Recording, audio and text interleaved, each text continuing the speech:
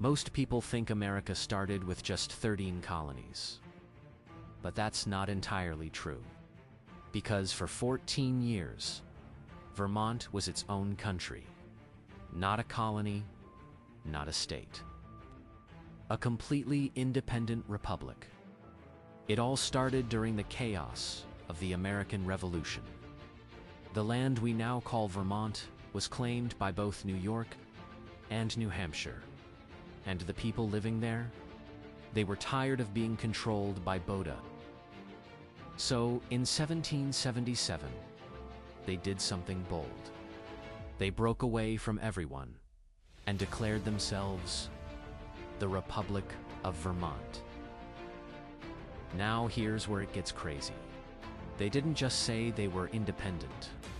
They actually built a country. They created their own government, their own constitution, their own postal service. They even printed their own money. Vermont wasn't pretending. It was functioning like a real nation.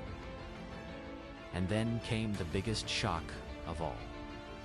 Their constitution banned adult slavery.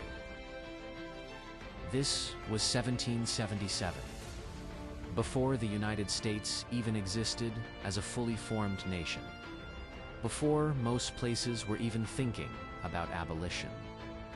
Vermont was already ahead of its time, but here's the twist. Nobody really wanted to recognize them. Not the British, and not even the Continental Congress. Why?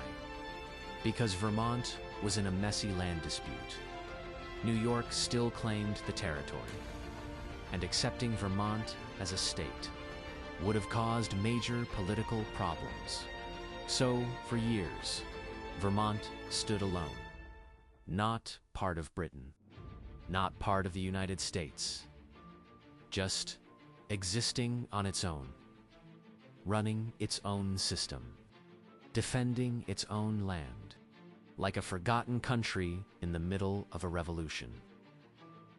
For 14 years, they held that independence, until finally, in 1791, Vermont agreed to join the United States, becoming the 14th state.